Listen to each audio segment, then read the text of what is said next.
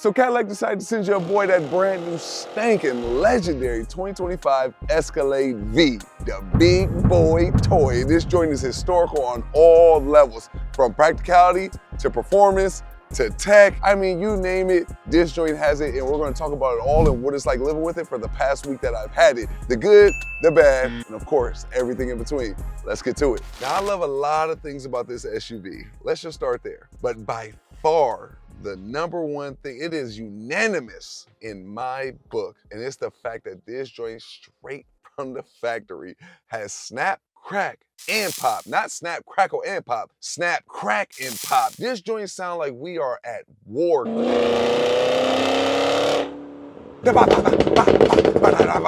it drags. I mean, it drags. And you could be doing 20, 30, 40 miles an hour, 70 miles an hour. You are going to get that snap, crackle, and pop, and I absolutely love it. It is like a symphony of just pure artistic beauty.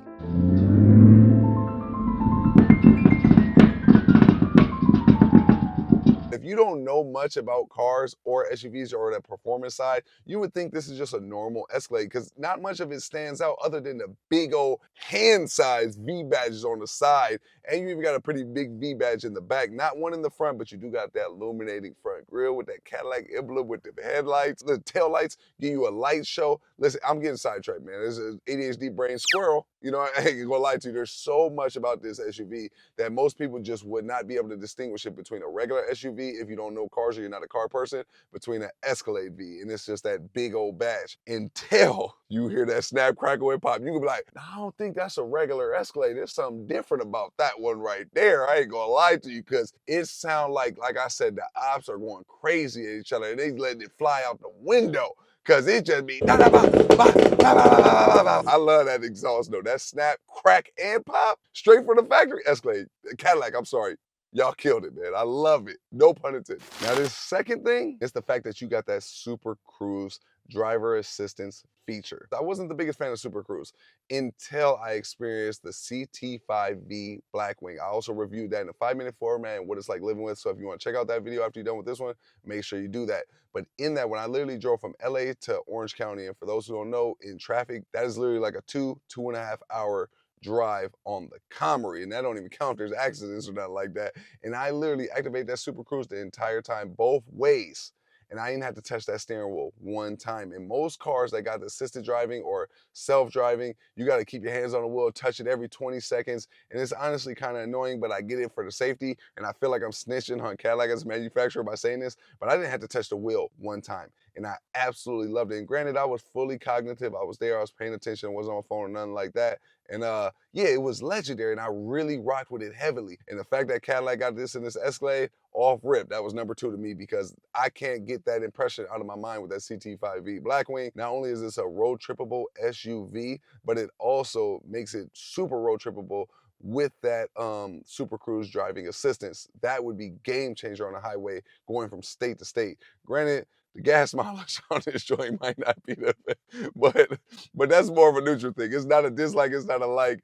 It's just the gas mileage. You're gonna get about 10 miles to the gallon in the city. I think it's like 11, man, if you really stretch it. And I'm sure whoever bought this, they ain't worried about the gas anyway. You got bread, you got money, because this joint costs a whole lot of money, $165,000. So, you know, I mean, to get an entry-level Escalade is gonna run you about 90-something, close to 100, whereas the V, about 165, that spec like the one we got right here, which is full top of the mookery.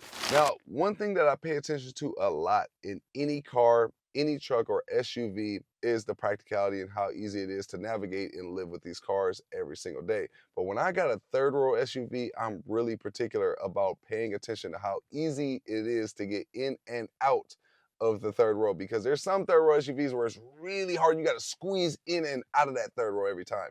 Whereas in this one, I can get in and out of the third row without even using my hands. I don't got to grab a grab handle. I don't got to grab a seat. I don't got to squeeze in or out. I literally can get in and out of the third row every single time without using my hands at all. I have been working on legs a lot lately, so maybe I gotta credit that. I've been working on my core and different things. So maybe it could be that. I don't know. Y'all let me know y'all experiences below in the comments. But me personally, I have the easiest time at 6'10" getting in and out of the third row. And if I can do it easy, I know anybody else can do it real easy, unless you 7 foot and taller. Hey, I can't speak for y'all, but I can speak for 6'10" and below. Next up, we have to talk about the fact that not only do we got a TV integrated within your 55-inch infotainment screen that stretches across the entire front dash of the car, but you also got a TV integrated in the headrest for the second row passengers as well. That's not the dope part, as legendary as that is. It's the fact that you got Hulu and YouTube integrated in them joints straight from the factory. All you gotta do is press, boom, it loads up because there's Wi-Fi built in this car, and literally it is lightning fast. There's no crazy lag or nothing like that. You just plug and play, easy to go. You got headphones and all that good stuff. And the only other thing that was similar to this that I really respected for doing the same thing, even though they're not under the same umbrella, these are definitely competitors, is the Grand Wagoneer L. That joint was legendary. I really like that. I did a review on that in the 5-minute format and what it's like living with. Make sure y'all check that out as soon as you're done with this one. But I was really impressed by that third row SUV as well. And they had a lot of same similar features, but it had a performance of this joint right here. They had that snapcrackle and pop. It didn't have all that now, you know what I mean? Now, I'd really be impressed if a third row SUV thought about their third row passengers just like they thought about their second row passengers and their front seat passengers. Well, if there's a third row SUV that a manufacturer comes out with, they got the TVs in the back like how they do in the second row. Game over. So the next thing I'm gonna talk about is something that I don't think most people would think I would talk about, or even something I would think I would talk about outside of a sports car or something that was going around corners or handling. And you could do that in this car, but the body roll in this joint would be pretty insane. But it do got the straight line performance, but all the luxury leather and different things like that up in here, man, is gonna be a whole lot of body roll. Speaking of leather, you wanna make sure you get your Barrett's Automotive pristine leather conditioner to make sure you protect your leather investment. Make sure you click that link below in the description. But it's the fact that we got old shit handles up in this joint, man. You got one for the driver, front seat passenger, and then you got two massive ones for the second row passengers as well. The third row passengers, hey, they burnt toast. I ain't gonna lie to you, because ain't nothing back there as far as handles to grab a hold of. But I will say this, my wife and I, we experienced and used those old shit handles recently as a personal experience because my wife recently injured her back. And my wife's like 5'9", 5'10", just to give y'all some context. And we really had to utilize those with her getting in and out of the car to go see the doctor. And it was a blessing to have, and my wife really utilized those. So that made me think, wow, my wife's 5'9", 5'10", so what about a woman who maybe injured her back, or just not even injured her back, maybe she just get in and out of the SUV? I could see that being a challenging thing for them. See, that's not something I think of a lot of times because I am 6'10", and I don't need handles to get in and out of the car. Even though these ones do have the power running boards, which I utilize, I like those a lot actually, and they're so seamlessly fit into the SUV that you can't even tell they're there unless you're getting out of the car. Like, you're like, oh damn, they got the power running board, that's pretty dope. I like that a lot, and we utilize those handles every day since having this SUV. So I had to talk about that because I think your average height woman or average height man would really use those just to get in and out of the car. But if they injure their back like what my wife did, you will really utilize those because even we did. So I had to talk about that because I had to give Cadillac their credit for having those old windows in there. And at first I was like, why would they have those in a big old SUV? What would you need those for? But I guess everybody not my height, so I'm thinking from a tall person's perspective. And it was just really helpful. So I like that a lot, so I gotta give Cadillac their credit for that. Now we absolutely, positively have to talk about this AKG sound system because I believe it's a 36 speaker sound system. And this joint will knock your socks and toupee off. You gotta hold your feet on the ground and hold your head like this the whole time you're driving because that joint, the bass be bassing. You'll be in this joint just, and it's gonna just fly off. This sound system is amazing. It looks good. It sounds good. I just have nothing but positive things to say about it, and I love a good sound system, and y'all know I am hypercritical of sound systems. Definitely if they're over $100,000 asking price, for sure. This price tag doesn't match the sound system. The sound system exceeds the price tag. That's something you don't hear me say very often. Next up, we have to talk about the fact that I wish every SUV, I'm not even gonna lie to you, if I could put this on probably every car, SUV, third row SUV, I probably would. And it's the fact that you can enter the rear trunk window by simply pressing a button right above the license plate and opening your rear windshield glass. I rock with that heavily. I definitely don't know why every third row SUV don't have that. Like any SUV should have that, but especially a third row SUV because I mean, it's just easier to access that trunk and it's already a long SUV and car. So it's like, you don't want to have to open the big tailgate every single time too. So I really give credit to Cadillac for installing that. I love that. I love that about the last previous generation Escalade, and I love it about this Escalade, so I had to talk about that. Now, a dislike for me is the fact that every time I want to change drive modes, I have to press this mode button. I can't just simply press the infotainment screen to change between my drive modes, whether it's Tour, Sport, Snow, Ice, Tow, Haul, My Mode. I have to do it every single time right here by pressing a button. I cannot touch it on the infotainment screen. But you do have a V button right here on your steering wheel in case you want to skip all the extracurriculars and obstacles and hurdles like that one and go straight to your V mode and get right to the meat and potatoes, pause, of the performance of this SUV. So I do like that shortcut button and I use that V button literally every single day since having this SUV for the past week. But I do not like, and I had to talk about the fact that I really dislike the fact that you cannot just touch your infotainment screen to change your drive modes. I don't know why that's a thing, like, but it's a thing, so I had to talk about it. So this next dislike is only a dislike, and I'm gonna straight up admit it because I experienced the 2025 BMW i7 M70, and that was a legendary sedan. And it had also opening and closing doors electronically, automatically, right? You could do it through the infotainment screen, you could do it through the door, you could do it however which way you wanna do it. Unlike the Escalade, it has just about everything on the Escalade, but there's missing one vital piece, and this is the reason why it's a dislike for me, because I feel like Cadillac should have known this with BMW and their tech and different things like that and installed it on this one. But I don't think it might even be a dislike for most people. It's the fact that I could literally get in that car, and if I didn't feel like pressing the button to close the door or using the infotainment screen, I could just simply put my foot on the brake and the door would automatically close, at least the driver door anyway, which I thought was really dope because since living with this Escalade V, one thing that I noticed is this center console infotainment screen, sometimes when you start the car or do different things, it would just disappear and go to a whole totally different part on the center console infotainment screen. The door thing isn't always the main centerpiece. So sometimes you got to go back to it and then you got to search for your doors, then go to your doors and then, okay, close the door. So that's a long time with your door just sitting open. Definitely if you're in front of some people and you want to flex after you got in your car, you just want to kind of shut the door fast, right? Now these doors, they do open up and close fast. And I even believe faster than the BMW i7 M70. So I got to give it credit for that. And these doors also detect if there's a car parked too close to you or a person's real close. It'll detect it and just slightly ajar and open the doors just enough for you to get out the car. The i7 M70 also did the same thing. There's times I've realized since living with this V series, there's times where the door's wide open and then the infotainment screen went to the temperature menu and then I don't want to navigate to the door menu. And then this one door is so far away, I don't want to do the handle thing, but I still want the doors to close automatically.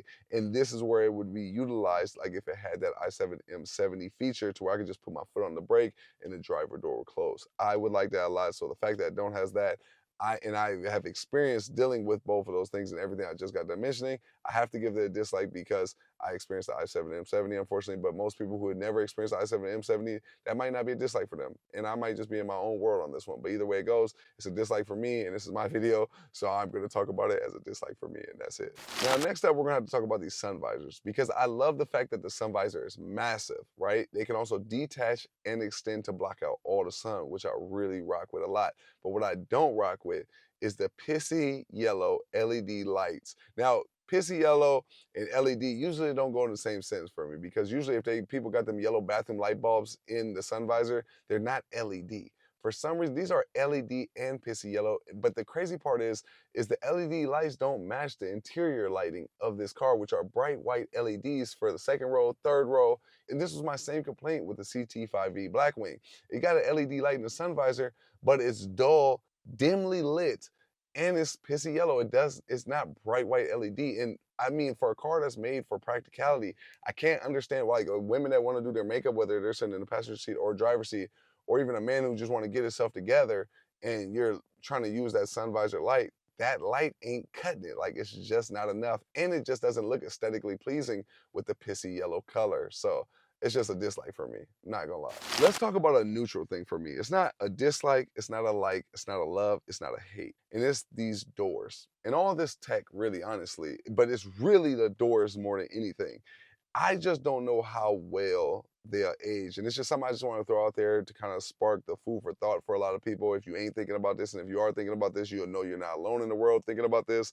Is in 2025, these doors are straight flex. They're legendary. You got pull up understanding, you know what I mean? Pure curb appeal. Like everybody's rocking with it. Man, my doors open and close automatically. What a flex. But what about in 2045? What about in 2055? What about people who might not ever buy another car again, and this is gonna be the car that they die with, right? It's like, how well do these doors age after the warranty is ran out on this SUV? Is it gonna be an expensive fix?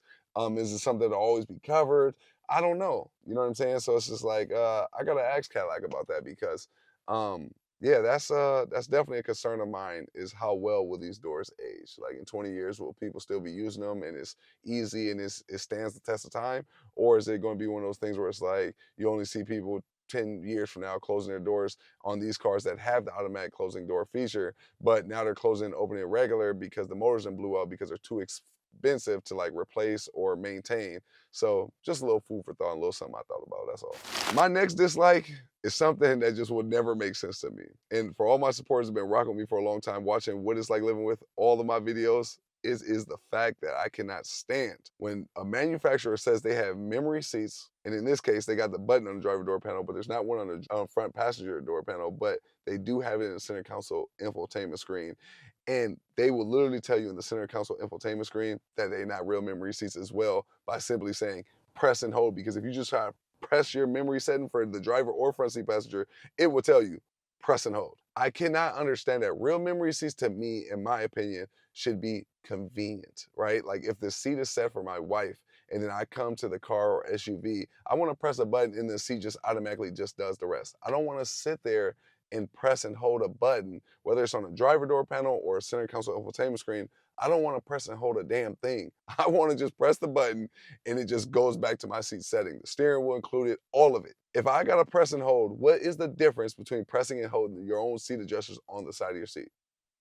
It's literally the same thing. And that's not real memory seats, right? We wouldn't call that memory seats by doing the seat adjusters. We call those seat adjusters. Those should be called seat adjusters, not memory seats. Wouldn't y'all agree? Am I tripping, man? Because I just don't be liking that. And everybody that's been rocking with me for a long time, y'all know I don't like that. Let me know if I'm alone in this world, or do y'all agree with me? So that's it. That's all, y'all. And if y'all rock with the Escalade V just as much as me, I hope y'all give this video a thumbs up. Subscribe if you're new to the channel, and make sure y'all go get y'all Barrett's Automotive car wash products to keep your whip clean just as much as we keep our whip clean and these whips clean by using our Barrett's Automotive products. Click the link below in the description because I promise you ain't no cap in the wrap and y'all will not be disappointed. And we greatly appreciate y'all, and make sure y'all stay tuned for the next video as well because we got some bangers coming y'all way. You dig?